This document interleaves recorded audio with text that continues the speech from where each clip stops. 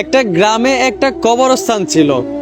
ওই কবরস্থানের পাশ দিয়ে যেই যাইতো সেই ওই কবরস্থান থেকে একজন মহিলার চিৎকার শুনতে পেত, যেন কান্না করে চিৎকার করে বলে। এইভাবে যখন সবাই গ্রামের ওই মহিলার চিৎকার শুনতে পেল কবর থেকে, তারপরের দিন গ্রামবাসী মিলে সবাই চিন্তা করলো ওই কবরের মাটি সরিয়ে দেখবে যে ওই কবর থেকে কে এমনভাবে চিৎকার করে। যেই বাবা সেই কাজ। তারপরের দিন গ্রামবাসী সবাই মিলে এমনকি হুজুরকে নিয়েও ওই কবরের মাটি সরাতে লাগলো। কবরের মাটি সরানো শেষে যেই একজন বাঁশ সরাতে যাবে, এমনি কবর থেকে একজন মহিলা বলে উঠল, আমার কবরের বাঁশ সরাতে যাবেন না, আমাকে দেখা যাবে। আমার কবরের বাঁশ এমন কয়েকজন লোক সরান যাদের সাহস আছে। এই কথা বলা মাত্রই সব লোক ওইখান থেকে সরে গেল।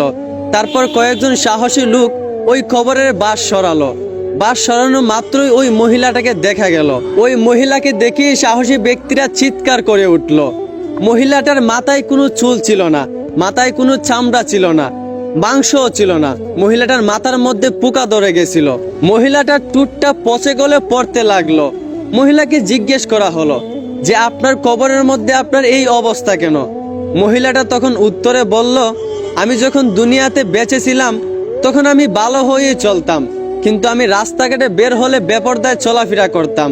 আমি ফেস ওপেন রাইকা চলাফেরা করতাম, চুলগুলো বাহিরে রাইকা চলাফেরা করতাম। শুধুমাত্র এই বেপরদায় চলার কারণে আজ আমার কবরে এই অবস্থা।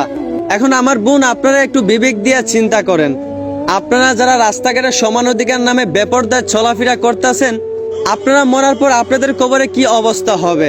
একটু বিবেক দিয়ে চিন্তা করেন। আমার বোন, নিজেকে পর্দায় রাখেন। পর্দায় থাকলে স্বাধীনতা কমে যায় না, বরঞ্চ মেয়েদের সম্মান বেড়ে যায়। আশা করি বুঝতে পারছেন। ধন্যবাদ।